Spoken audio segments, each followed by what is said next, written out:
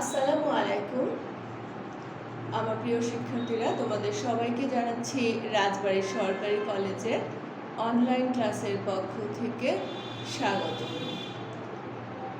আমার ছাত্রছাত্রীরা, আশা করছি আল্লাহর রহমতে তোমরা সবাই ভালো আছো।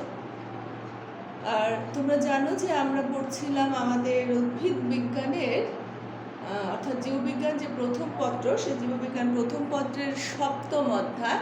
আর সপ্তম অধ্যায় শিরোনাম হচ্ছে নগ্নবীজি ও আবৃতবীজি উদ্ভিদ।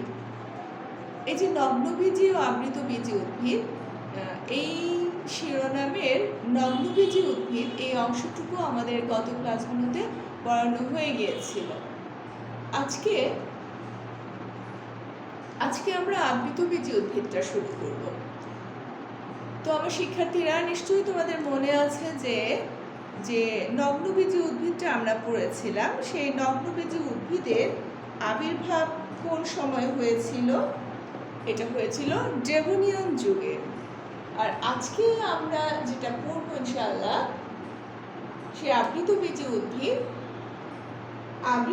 উদ্ভিদের আবির্ভাব হয়েছিল একটা বিশেষ যুগে, সেটা হচ্ছে ক্রিটেসিয়াস যুগ। হ্যাঁ, আমরা একটু দেখে নিব।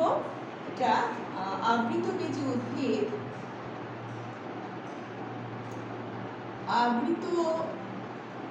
উদ্ভিদের আবির্ভাব হয়েছিল ক্রিটেসিয়াস যুগে।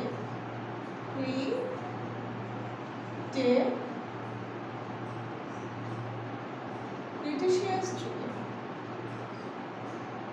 এখন এই যে আমাদের আবৃতবীজি উদ্ভিদ, এটার যে ইংরেজি যে শব্দটা আমাদের খেয়াল করো, এটা হচ্ছে অ্যাঞ্জিওস্পার্ম।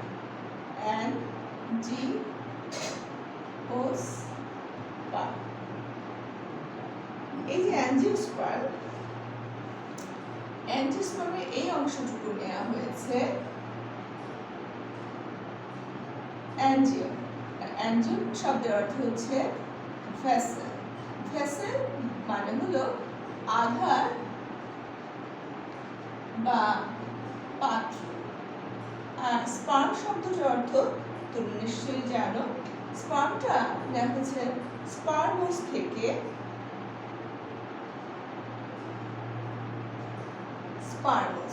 স্পার্মোস মানে সিড। সিডের বাংলা অবশ্যই জানো, বীজ। এর মানে বীজ রাখার যে পাত্র বা আধার, সেটাকে বলা হচ্ছে অ্যাঞ্জিওস্পার্ম। এ কথা মানে বীজ রাখার একটা পাত্র রয়েছে। সেটা কিভাবে সম্ভব?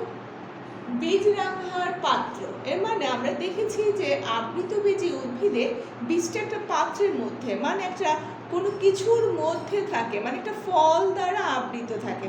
তাহলে যে উদ্ভিদের ক্ষেত্রে বীজটা একটা ফল দ্বারা আবৃত থাকছে, সেই বীজযুক্ত উদ্ভিদকে বলা হচ্ছে অ্যাঞ্জিওস্পার্ম, অথবা এটাকে বলা হচ্ছে আবৃতবীজি উদ্ভিদ। এই যে আবৃতবীজি উদ্ভিদটা আমরা দেখে নিয়েছি, এটা ক্রিটেসিয়াস যুগে আবির্ভূত হয়েছে।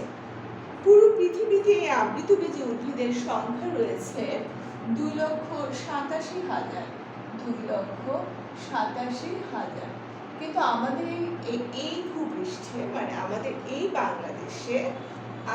বাংলাদেশে এই অঞ্চলের যে উদ্ভিদ বিজ্ঞানীরা রয়েছেন, তারা হিসাব নিকাশ করে বিভিন্ন পরিসংখ্যানের মাধ্যমে আমাদেরকে জানিয়েছেন যে এই ভূখণ্ডে বাংলাদেশ অঞ্চলে রয়েছে আবৃতবীজি উদ্ভিদের সংখ্যা প্রায় 5,000। আর এই আবৃতবীজি উদ্ভিদটাকে আবার এই যে আবৃত বীজ, মানে বীজ, একটু খেয়াল করো ব্যাপারটা, বীজটা হচ্ছে এখানে মুখ্য, যে বীজটা আবৃত বা অনাবৃত থাকলো কিনা সেটার উপর নির্ভর করে তো আমরা এটাকে আবৃতবীজি আর নগ্নবীজিতে ভাগ করলাম। আর আমরা এখন সরাসরি আবৃতবীজিতে চলে এসেছি। এই আবৃতবীজি উদ্ভিদটাকে আবার আমাদের বিজ্ঞানীরা তারা দুটো শ্রেণীতে ভাগ করেছেন বীজপত্রের সংখ্যার উপর ভিত্তি করে। সেটা হচ্ছে, একটা হচ্ছে দ্বিবীজপত্রী, একটা হচ্ছে একবীজপত্রী। এটাকে বলা হচ্ছে ম্যাগনোলিওপসিডা,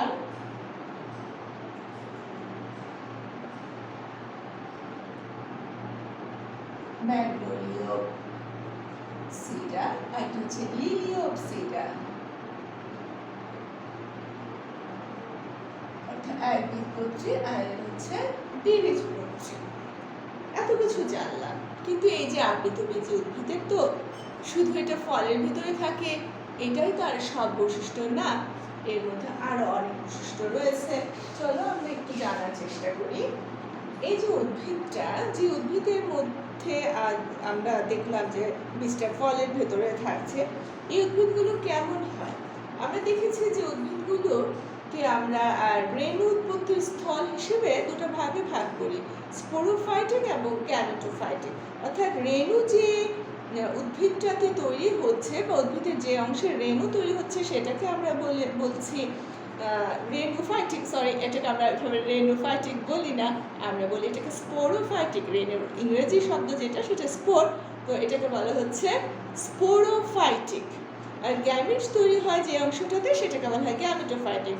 দেখো তোমার চারপাশে তুমি যদি তাকাও, খেয়াল করো, এখানে যে বড় বড় আম গাছ, জাম গাছ রয়েছে, তো তুমি সবচেয়ে কাছে থেকে তুমি যদি খুব ভালো করে খেয়াল করো, তোমার পাশে যে লাউ কুমড়া গাছ বা জাম গাছ এগুলো, বা আমরা যদি জবা গাছ বলি এটাও বলতে পারি, খেয়াল করো জবা গাছে এই যে ফুলটা হচ্ছে, তো ফুলের মধ্যে তোমরা দেখবে যে রেণু, অর্থাৎ ফুলের যে পুংকেশর রেণু, ওটা খুব সহজেই দেখা যায়। তো এই যে রেণুটাকে আমরা স্পোর বলছি। তাহলে গাছে ফুলের রেণু তৈরি হচ্ছে, তাহলে এই গাছটাকে আমরা কি বলবো? যেহেতু গাছের রেণু তৈরি হচ্ছে অর্থাৎ গাছে স্পোর তৈরি হচ্ছে, তো আমরা আসলে এই গাছটাকে বলবো স্পোরোফাইটিক।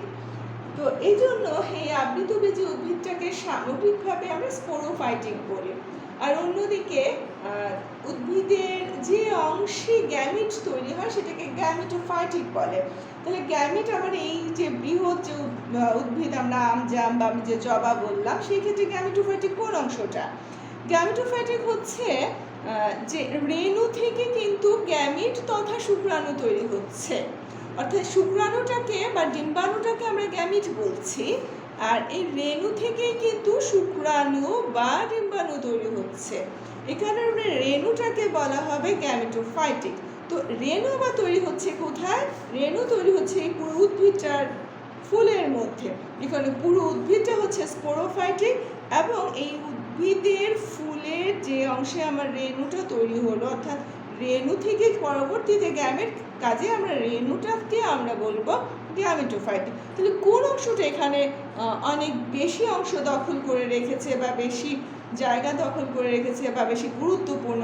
অবশ্যই এক্ষেত্রে আমরা দেখতে পাচ্ছি এখানে রেণুটা বেশি গুরুত্বপূর্ণ, আর এই কারণে এটাকে আমরা রেনুফাইটিক, আবারও রেনুফাইটিক বলছি। যাই হোক, তোমাদের মনে রাখার জন্য যেন তোমরা ভুলে না যাও, এটাকে স্পোরোফাইটিক বলছি। আচ্ছা, তো আমরা একটু বুঝে নিলাম যে আসলে স্পোরোফাইটিক কি, আর বুঝে নিলাম গ্যামেটোফাইটিক কি। তাহলে আমার মনে হয় না যে তোমাদের আর বুঝতে অসুবিধা হবে যে আসলে তোমাকে কেউ যদি প্রশ্ন করে যে এই উদ্ভিদটা কি গ্যামেটোফাইটিক না স্পোরোফাইটিক, বিশ্বাস করি ইনশাআল্লাহ তুমি উত্তর করতে পারবে। এবার আসুন, এই উদ্ভিদের ক্ষেত্রে মানে আবৃতবীজী উদ্ভিদগুলোর ক্ষেত্রে এটার যে এই যে ডিম্বাণু তৈরি হচ্ছে যে অংশটাতে, ডিম্বাণু তৈরি হয় কোথায়? আমরা জানি গর্ভাশয়ের ভেতরে। আর এই গর্ভাশয়টা কিসের অংশ? গর্ভাশয়টা হচ্ছে একটা স্ত্রীস্তবক বা গাইনিসিয়ামের অংশ। এখন এই গাইনিসিয়ামের এক একটা অংশকে বলা হচ্ছে কার্পেল বা গর্ভকেশর। আমি যদি একটা গাইনিসিয়াম বা গর্ভকেশরের ছবি আঁকি, একটা গাইনিসিয়াম বা গর্ভকেশরের ছবি আঁকি, খেয়াল করো, এটা হচ্ছে একটা এটা হচ্ছে গাইনিসিয়াম আমরা বলতে পারি, মানে স্ত্রীস্তবক। আর এক একটা স্ত্রীস্তবককে আবার বলা হচ্ছে, এক একটা স্ত্রীস্তবককে বলা হচ্ছে গর্ভকেশর বা এটাকে বলা হচ্ছে কার্পেল। তো কাজে এখানে যেহেতু আমি একটা দিয়েছি, এটাকে আমি গর্ভকেশর বা এটাকে কার্পেল বলা যায়। আর এই কার্পেলটাকে আবার তিনটা অংশে ভাগ করা হয়েছে। সেটা কি কি? খেয়াল করো, এই যে পেট মোটা একটা জায়গা দেখতে পাচ্ছ, এটা হচ্ছে ওভারি। ওভারি বা গর্ভাশয়, এটা হলো ওভারি বা গর্ভাশয়। দেন এই যে একটা লম্বা নলের মতো অংশ দেখা যাচ্ছে, এটা হচ্ছে গর্ভদণ্ড। এটা হলো গর্ভদণ্ড বা স্টাইল। দেন এই যে একটা মাথার উপরে একটা অংশ দেখতে পাচ্ছ, মাথার উপরে এই অংশটাকে বলা হচ্ছে গর্ভমুণ্ড। গর্ভমুণ্ড বা স্টিগমা। গর্ভমুণ্ড বা স্টিগমা। এইগুলো কিন্তু এর আগে আমরা যখন নগ্নবীজি উদ্ভিদ পড়েছিলাম আমরা কিন্তু এই অংশটা দেখিনি, কিন্তু এখানে এই ব্যাপারটা দেখা যাচ্ছে। এখন দেখো, এই যে আমরা দেখলাম এই ব্যাপারটা, নগ্নবীজি উদ্ভিদের ডিম্বকটা নিশ্চয়ই মনে আছে যে ওটা ছিল উন্মুক্ত, কোনো ফল দ্বারা বা কোনো কিছু দ্বারা আবৃত ছিল না। আর এই ক্ষেত্রে বীজটা এই ওভারের ভিতরে বা গর্ভাশয়ের, অর্থাৎ এই গর্ভাশয়ের ভিতরে একটা ডিম্বক তৈরি হয়, আর এই ডিম্বকটা বীজ দ্বারা পরিণত হয়। আর এই বীজের চারপাশে যেটা দেখতে পাচ্ছ এটা হলো গর্ভাশয়, বা পরবর্তীতে নিষেকের পরে ফল উৎপন্ন হয়। এই যে আমি নিষেকের কথাটা বললাম, এখন নিষেকের জন্য প্রয়োজন শুক্রাণু আর ডিম্বাণু। আর আমি তোমাদেরকে বললাম যে ডিম্বক আর ডিম্বকের ভিতরে ডিম্বাণু তৈরি হয়, ডিম্বকের ভিতরে এই জায়গাটাতে ডিম্বাণু তৈরি হচ্ছে, সাধারণত এরকমই হয়। এছাড়া তো শুক্রাণু দরকার। এখন এই ক্ষেত্রে শুক্রাণুটা কিরকম হয়? মনে আছে যে নগ্নবীজি উদ্ভিদের ক্ষেত্রে শুক্রাণুটা ফ্লাজেলা যুক্ত ছিল, কিন্তু আমরা এখন আবৃতবীজি উদ্ভিদ পড়ছি। আর আবৃতবীজি উদ্ভিদের বেলায় আমাদের এই যে শুক্রাণুটা তৈরি হয় এই উদ্ভিদে, এই শুক্রাণুটা কিন্তু ফ্লাজেলাবিহীন। এই উদ্ভিদের ক্ষেত্রে শুক্রাণুটা ফ্লাজেলাবিহীন, এটা মাথায় রাখতে হবে যে শুক্রাণুটা ফ্লাজেলাবিহীন। তাহলে শুক্রাণুটা ফ্লাজেলাবিহীন, আমরা জানি ফ্লাজেলা চলাচলের কাজে ব্যবহৃত হয়, তাহলে এখানে ফ্লাজেলাটা কিভাবে, ফ্লাজেলাবিহীন শুক্রাণু কিভাবে গর্ভমুণ্ডে আসবে? ছোটবেলা থেকে তোমরা অনেকবার পরাগায়ন সম্পর্কে পড়েছ। এখানে পরাগায়ন আমাদের বাতাসের মাধ্যমে, পানির মাধ্যমে বা কোনো প্রাণীর মাধ্যমে বিভিন্নভাবে কিন্তু পরাগায়ন ঘটে থাকে। তো এইভাবে বিভিন্ন মাধ্যমে পরাগায়ন দ্বারা বাহিত হয়ে শুক্রাণু এই গর্ভমুণ্ডে স্থাপিত হয়। দেন এখানে এসে যখন পরাগ নালিকার মাধ্যমে কাছাকাছি এখানে আসতে থাকে, তখন ওই মুহূর্তে কিন্তু এখানে কি হয়, মাইটোসিস বিভাজনের মাধ্যমে শুক্রাণু তৈরি হয়। আচ্ছা, তাহলে আমরা দেখলাম শুক্রাণু তৈরি প্রসেস দেখলাম, ডিম্বাণু দেখলাম, এবং শুক্রাণু আর ডিম্বাণুর সংযুক্তির মাধ্যমে নিষেক হয়। এখন নিষেক একটা পুংগ্যামিট বা একটা শুক্রাণু যদি ডিম্বাণুর সাথে যুক্ত হয় সেটা গেল নিষেক। কিন্তু এখানে আমরা বলেছি মাইটোসিসের মাধ্যমে দুইটা শুক্রাণু, তো এই যে দুটা শুক্রাণু তৈরি হয়, এই দুটা শুক্রাণুর একটা তো ডিম্বাণুর সাথে যুক্ত হলো, আরেকটা শুক্রাণু এখান দিয়ে ধরো আমি এখানে দিলাম একটা পরাগরেণু, আর এই পরাগরেণুটা এই ভেতর দিয়ে বাহিত হচ্ছে, এই ভিতর দিয়ে এখান দিয়ে আসছে। দেন এই যে এখান দিয়ে ডিম্বাণুর সাথে মিলিত হবে, একটা তো শুক্রাণুর সাথে মিলিত হলো, আরেকটা কি হবে, আরেকটা যদি এখানে সহকারী নিউক্লিয়াসের সাথে যুক্ত হয়, আর উপরে কিন্তু প্রতিপাদ নিউক্লিয়াস থাকে, এটা আমি জানি যে তোমরা এটা জানো। তো এখানে যদি এই সহকারী নিউক্লিয়াসের সাথে যদি যুক্ত হয়, তাহলে কি হচ্ছে বলো, দুইটা শুক্রাণু দুবার মিলিত হচ্ছে, আর দুবার এই মিলনকে আমরা বলি নিষেক প্রক্রিয়া। যেহেতু এখানে দুবার নিষিক্ত হচ্ছে, এটাকে বলা হচ্ছে দ্বি-নিষেক প্রক্রিয়া। এই যে এই দ্বি-নিষেক প্রক্রিয়া, এই দ্বি-নিষেক প্রক্রিয়ার ফলে এখানের এই যে সহকারী নিউক্লিয়াসটা পরবর্তীতে দ্বি-নিষেকের ফলে রূপান্তরিত হয়ে শস্য বা এন্ডোস্পার্ম তৈরি করে। কি তৈরি করে? শস্য বা এন্ডোস্পার্ম। তো এই শস্য বা এন্ডোস্পার্ম এই আবৃতবীজি উদ্ভিদের বেলায় কখন তৈরি হলো? নিষেকের পরে তৈরি হলো। আর এক্ষেত্রে আমাদের এই যে এন্ডোস্পার্মটা বা শস্যটা খেয়াল করো, শুক্রাণুর একটা নিউক্লিয়াস, আর এই যে এখানে দুটো নিউক্লিয়াস ট্রিপ্লয়েড হয়ে যায়। কিন্তু যেহেতু আবৃতবীজি উদ্ভিদের বেলায় এন্ডোস্পার্ম গঠিত হচ্ছে বললাম নিষেকের পূর্বে, তো নিষেকের পূর্বে তো এটা ডিপ্লয়েড হওয়া তো সম্ভব না, ডিপ্লয়েড তো নাই। তো সেই ক্ষেত্রে এটা কি হবে? সেক্ষেত্রে নগ্নবীজি উদ্ভিদের বেলায় এন্ডোস্পার্ম বা শস্যটা হবে হ্যাপ্লয়েড, আর আবৃতবীজী উদ্ভিদের বেলায় এন্ডোস্পার্ম বা শস্যটা হচ্ছে ট্রিপ্লয়েড। ক্লিয়ার তো বাবারা? ওকে, এখন এবার আমাদের এই অংশটুকু ক্লিয়ার হয়েছে। আমরা যদি উদ্ভিদের ভেতরে ঢুকে পড়ি, আমরা জানি উদ্ভিদের যে গুরুত্বপূর্ণ যে টিস্যুটা খাদ্য, খনিজ লবণ, পানি এই প্রভৃতি অংশগুলো সরবরাহ করে থাকে, যে এই টিস্যুগুলো সেটাকে পরিবহন টিস্যু বলা হয়। আর পরিবহন টিস্যুতে আছে আমাদের জাইলেম এবং ফ্লোয়েম। আর জাইলেমে আমরা জানি xylem fibre, xylem parenchyma, tracheid, vessel. এখন দেখো এই যে ভেসেল আমরা দেখেছি আবৃতবীজী উদ্ভিদে এই ভেসেলটা রয়েছে, এটা আমরা জানি। কিন্তু এই যে সোজা বলে দিলাম যে আবৃতবীজী উদ্ভিদে ভেসেল রয়েছে, তার মধ্যে কিন্তু একটুখানি ব্যতিক্রম রয়েছে। অর্থাৎ সব আবৃতবীজী উদ্ভিদেই যে ভেসেল, সব আবৃতবীজী উদ্ভিদের জাইলেমে যে ভেসেল থাকে তা না, একটু সামান্য একটু ব্যতিক্রম রয়েছে। সেটা কি? অর্থাৎ এই যে আবৃতবীজী উদ্ভিদকে আমাদের তাদের বৈশিষ্ট্যের উপর নির্ভর করে বিভিন্ন ভাগে ভাগ করা হয়েছে। তার মধ্যে কয়েকটা ফ্যামিলি রয়েছে। উইন্টারেসি,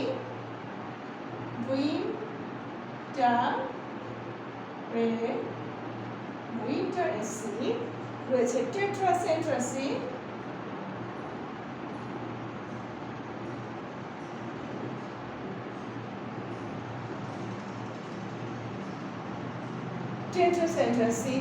এবং ট্রোপোডেন্ড্রাসি,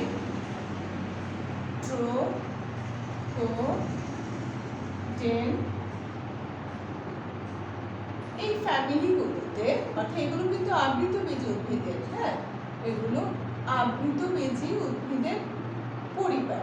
এই পরিবারগুলোতে জাইলেমে কোনো ভেসেল থাকে না।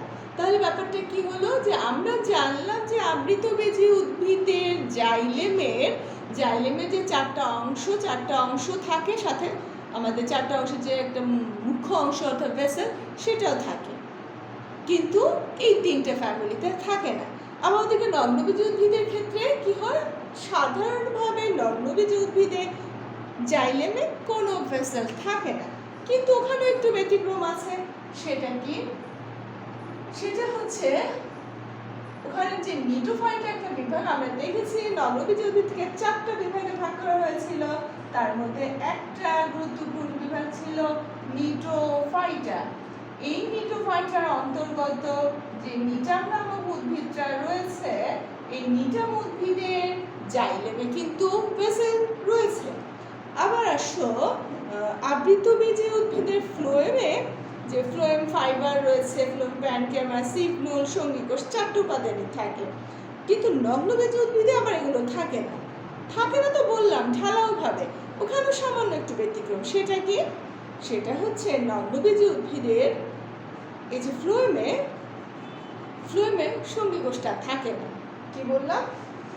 নগ্নবীজী উদ্ভিদের ফ্লোয়েমে কোনো সঙ্গী কোষ থাকে না।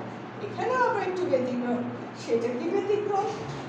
সেটা হচ্ছে আমাদের নিটাম। তা এই গেল হচ্ছে, দেখো আমি তোমাদেরকে আবৃতবীজী উদ্ভিদের বৈশিষ্ট্যটা বলছি, সাথে সাথে কিন্তু নগ্নবীজীর সাথে আবৃতবীজের কি পার্থক্য বা মৌলিক কি পার্থক্য সেটাও করার চেষ্টা করছি। আরেকটা আসো, আমরা যখন নগ্নবীজী উদ্ভিদ পড়েছিলাম, নগ্নবীজী উদ্ভিদের রিপ্রোডাকশন পড়ছিলাম, সেক্সুয়াল রিপ্রোডাকশন, সেখানে দেখেছিলাম যে ডিম্বাণু তৈরির সময় ডিম্বাণুটা যে অংশের মধ্যে তৈরি হয়েছিল বা যে পাত্রের মধ্যে তৈরি হয়েছিল সেটাকে বলা হয়েছিল আর্কিগোনিয়াম। মানে আর্কিগোনিয়াম নামক একটা গঠনের মধ্যে ডিম্বাণুটা উৎপন্ন বা তৈরি হয়েছিল। এই ক্ষেত্রে অর্থাৎ এই আবৃতবীজী উদ্ভিদের মধ্যে কোনো আর্কিগোনিয়াম তৈরি হয় না,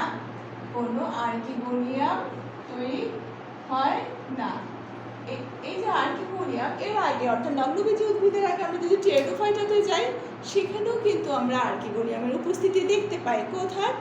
ওই যে টেরিডোফাইটাতে, যে টেরিডোফাইটার যে গ্যামেটোফাইটিক অংশ রয়েছে, হার্ট শেপ, হ্যাঁ, হার্ট শেপ যে গ্যামেটোফাইটটা ছিল, যদি ছবির এইটুকু অংশ মুছে ফেলি,